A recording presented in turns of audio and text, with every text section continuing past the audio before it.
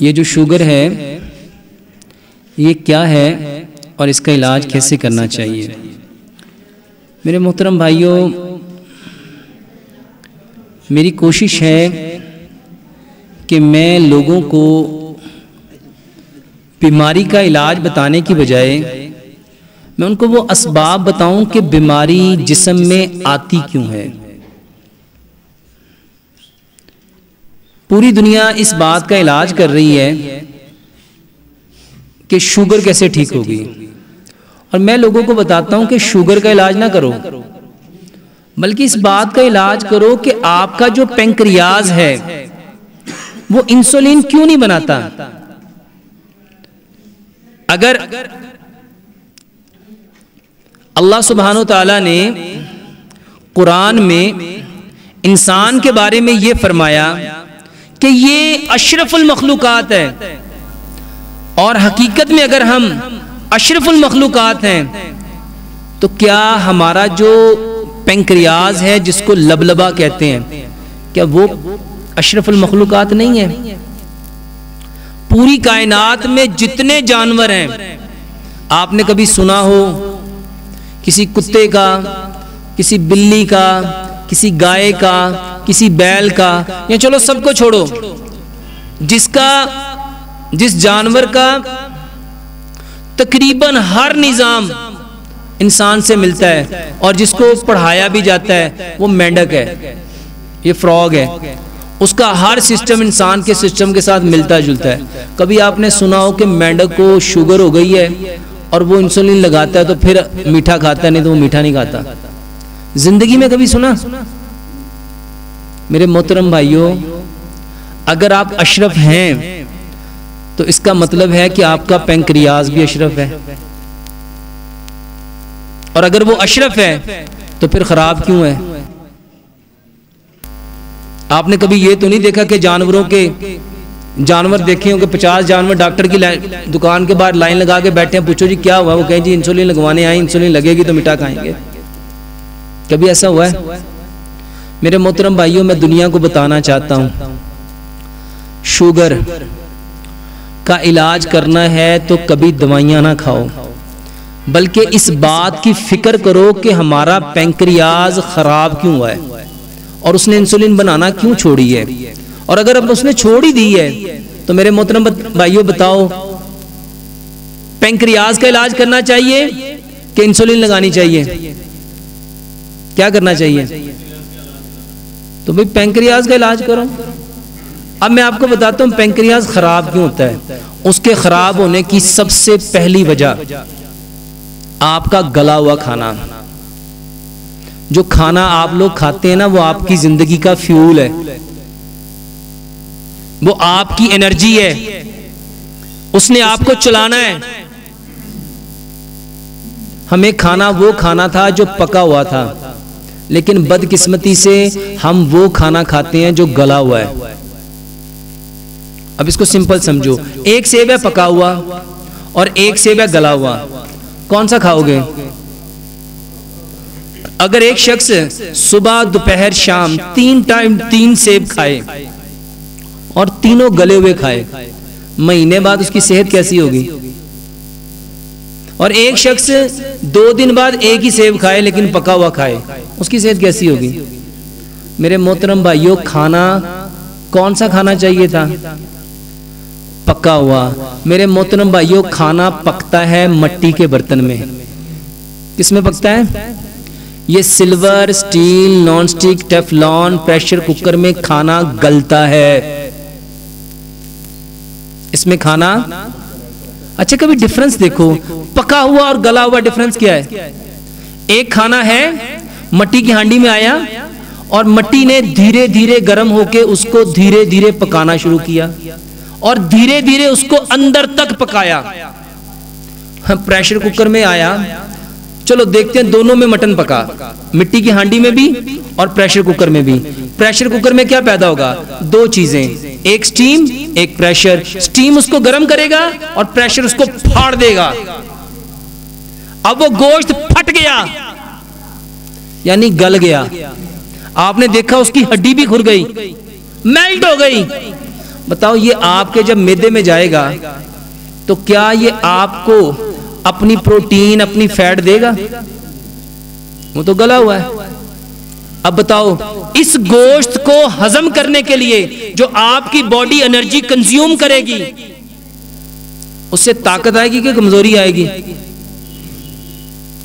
और हम माशाल्लाह कितने अरसे से गला हुआ खा रहे हैं, और हर शख्स कहता है पता नहीं है शुगर कित्थों आ गई है, पता नहीं ये शुगर कहां से आ गई, ये बीमारियां कहां से आ गई। इसको कुरान से समझो। अल्लाह सुब्हानो ताला ने आदम अलैहिस्सलाम को किससे पैदा किया, वापस कहां लुटाया, और कल क़यामत वाले दिन कहां से उठाना है? मट्टी मारी फितरत है। सिर्फ 50 साल पीछे जाओ, जब घर मट्टी के थे, चूल्हे मट्टी के थे, हांडियां मट्टी की थी, तंदूर मट्टी के थे, बर्तन मट्टी के थे, हर चीज मट्टी की थी। शुगर किसी ने सुनी भी थी? पता है क्यों नहीं सुनी थी? क्योंकि खाना मट्टी में पकता था। अब दूसरी बीमारी जिसकी वजह से पैंक्रियाज इंसुलिन नहीं बनाता, वो है आपका कुकिंग ऑयल। वो क्या है? कुकिंग ऑयल जमता है क्योंकि ये केमिकल से बना है। जाओ जाके अपने घर में किचन पे जहां खाना पकाते हो, दीवार पे हाथ फेरो, हाथ पे क्या आएगा? अगर एग्जॉस्ट फैन को उतारेंगे किचन के तो उसके ऊपर क्या जमा हुआ है, और अगर उस सिंक को जहां बर्तन धोते हैं उसके ड्रेन के पाइप को उतारेंगे तो उसमें क्या जमा हुआ है? मेरे मोहतरम भाइयों, जो गोश्त की सूरत जिसमें आप इतना सारा माशाल्लाह कुकिंग ऑयल डाल के पकाते हो, तो जब वो गोश्त और शोरबा अंदर जाता है तो क्या वो नालियों में जमेगा नहीं? जो पैंक्रियाज की नाली है ना, जो उसको वो ब्लड की सप्लाई देती है, वो बंद हो जाती है। एक फैक्ट्री को उसकी सप्लाई बंद कर दो और फिर उसके मालिक को जाके झंझोड़ो कि तुम्हारी प्रोडक्शन क्यों नहीं आ रही, तो वो क्या कहेगा? भाई सप्लाई नहीं है। तो पैंक्रियाज की सप्लाई खोलने के लिए क्या करना पड़ेगा? वो तेल इस्तेमाल करो जो कभी जमता नहीं है। और वो कौन सा तेल है मेरे मोहतरम भाइयों? वो सरसों का तेल है। वो कौन सा तेल है मेरे भाइयों? जो सरसों जम जाए वो सरसों नहीं। और सरसों की एक खूबी बताता हूं, जैतून इस कायनात में सबसे बेहतरीन तेल है जिसकी अल्लाह ने कसम खाई है, लेकिन वो इतना महंगा है कि हम अफोर्ड कर सकते। अल्लाह ताला ने सारी दुनिया को लेके चलना था ना, तो अल्लाह ताला ने जैतून की 80% प्रॉपर्टी सरसों में रख दी। 80% उसकी खूबियां सरसों के तेल में है। सरसों के तेल की सबसे बड़ी खूबी यह है, ये कभी जमता नहीं। इसके अंदर जिस चीज को डाल दोगे उसको जमने नहीं देगा।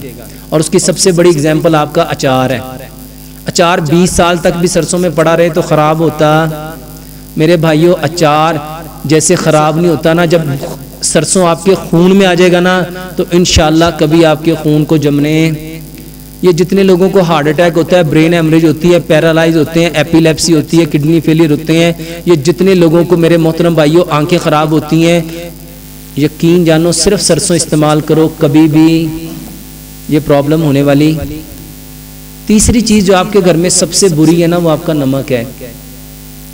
कभी इसको सोचो, नमक क्या है? मेरे मोहतरम भाइयों, नमक के बारे में 2-3 किस्से बताता हूं। हम कहते हैं यार ये शख्स बड़ा नमक हलाल है, और ये शख्स बड़ा नमक, इंसान के किरदार को नमक बनाता है। इंसान के किरदार को, इसको एक और अंदाज से समझो। हम कहते हैं ना, कुत्ता जिस घर का नमक खा लेता उसकी चौखट छोड़ता। मेरे मोहतरम भाइयों, नमक वफा पैदा करता है। कौन से वाला? वो नमक जो समंदर के पानी से बनाया जाएगा, जो मिट्टी से निकलेगा, जो पहाड़ों से निकलेगा। इसको समझना है ना, तो इमाम ने कय्यम ने किताब लिखी ज़ादुल माद। उसके अंदर इमाम ने कय्यम रहमतुल्लाह अलैह लिखते हैं, जो बंदा समंदर के पानी से नमक बनाएगा और उस नमक को इस्तेमाल करेगा, वो अपने बदन को अनगिनत बीमारियों से भर लेगा। और आज माशाल्लाह सबके घर में नमक कौन सा है? सी सॉल्ट। अगर शुगर से बचना नहीं, सिर्फ शुगर नहीं, ये जितनी बड़ी बड़ी बीमारियां हैं ना, ये सिर्फ शुगर का इलाज नहीं बता रहा, ये जितनी बड़ी बड़ी बीमारियां हैं उसकी सबसे बड़ी रूट कॉज ही यही है। और उसके बाद मेरे भाइयों, पत्थर वाला नमक इस्तेमाल करो। नमक के बाद अगर आपके घर में कोई बुरी तरीन चीज है ना, तो वो आपकी चीनी है। चीनी क्या है मेरे मोहतरम भाइयों? चीनी खाने के 147 नुकसान है। सिर्फ एक नुकसान बताता हूँ, जो बंदा चीनी खाता है ना उसका इम्यून सिस्टम खत्म हो जाता है। इम्यून सिस्टम किसे कहते हैं? इम्यून सिस्टम कहते हैं जो आपके बदन को बीमारियों से बचाने के लिए लड़ता है। और जब बच्चा पैदा होता है तो उसको दूध में डाल के क्या पिलाते हो?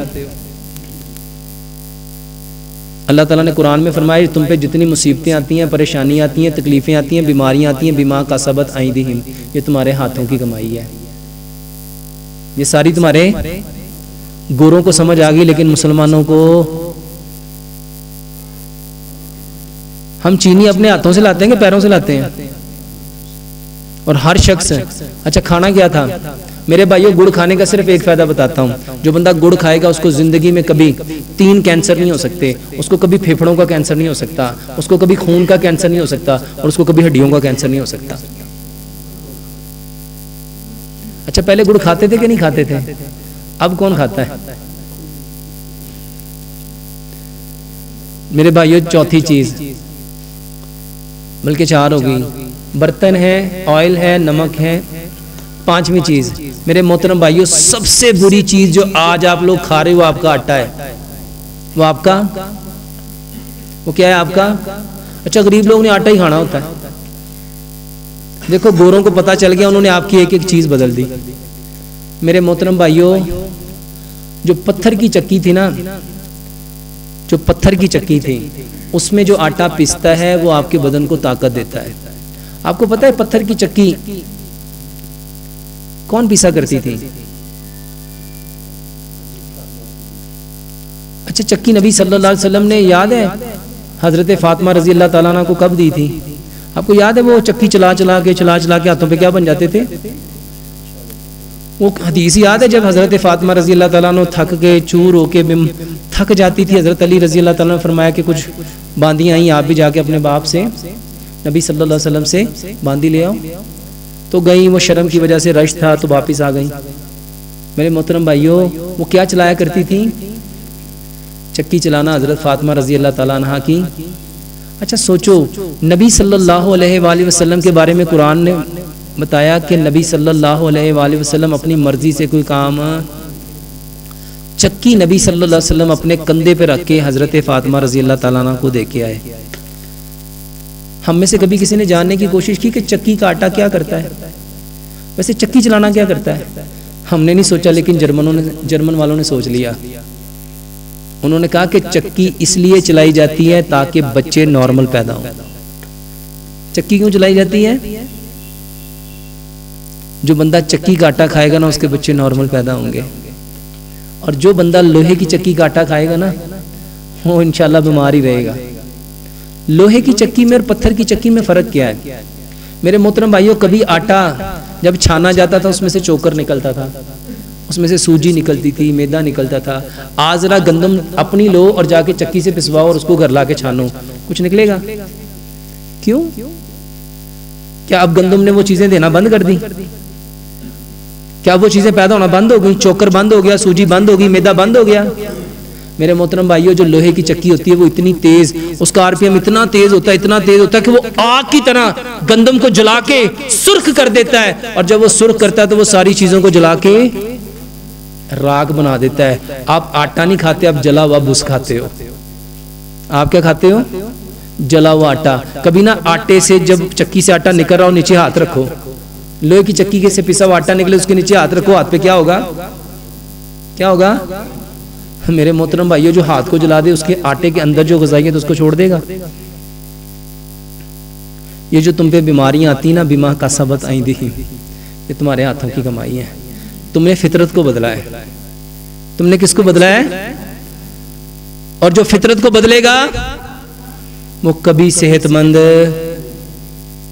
अच्छा पानी हम कौन सा पहले पीते थे? मिट्टी के बर्तनों का, और आज हम पीते हैं डिस्पेंसर का, फ्रिज का।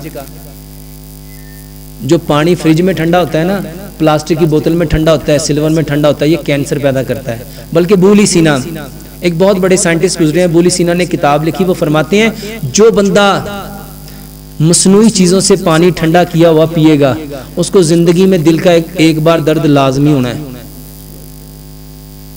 और हार्ट अटैक की सबसे बड़ी वजह जो बताई जाती है वो ठंडा पानी है। अब इसको कभी समझो, बर्फ जमाती है और हम हार्ट अटैक की वजह क्या सुनते हैं कि हरकत कल्ब बंद होने की वजह से, यही सुनते हैं ना, हरकत कल्ब वो बंद पता ही क्यों होती है? जब उसका खून जम जाता है, जब उसका खून, और खून कौन जमाएगा? गर्म पानी के ठंडा पानी। और हम माशाल्लाह रोटी गर्म खाते हैं, सालन गर्म खाते हैं और पानी अपने हाथों से सारे ऑयल को जमाते हैं। ये बीमारी की वजूहात है। मेरे मोहतरम भाइयों, हकीम लुकमान ने फरमाया था बीमारी किस वजह से है? बीमारी सिर्फ फितरत को छोड़ने की वजह से है। और इलाज क्या है? ये जितनी बीमारियां ना, सिर्फ और सिर्फ ज़ियाबतीस नहीं, सिर्फ शुगर नहीं, ब्लड प्रेशर नहीं, कोलेस्ट्रॉल नहीं, आप अगर अपनी जिंदगी की किसी बीमारी से निजात चाहते हो, ये 5 काम कर लो। पानी मट्टी के बर्तन में रख के पियो, ये छठा काम है। मेरे मोहतरम भाइयों, सिर्फ इस नियत से मट्टी के बर्तन लेके आओ कि प्यारे पैगंबर जनाब मोहम्मद सल्लल्लाहु अलैहि वसल्लम ने फरमाया जो कौम जिस कौम की मुशाबत करेगी उन्हीं के साथ उठाई जाएगी। क्या सिर्फ नमाज में सल्लू कमा रही तो मुनी सल्ली है? या बाकी कामों में भी था? हमने अपनी नमाज ही नबी वाली करनी थी कि बाकी काम भी? तो नबी सल्लल्लाहु अलैहि वसल्लम के बर्तन कौन से थे? तो हमारे घर में कौन से होने चाहिए? इसको समझ लो मेरे मोहतरम भाइयों। जो मट्टी के बर्तन में खाना पकाएगा ना, यकीन जानो सिर्फ 10 दिन के अंदर अंदर ब्लड प्रेशर से निजात मिल जाएगी। कितने दिन में? 10 दिन में ब्लड प्रेशर।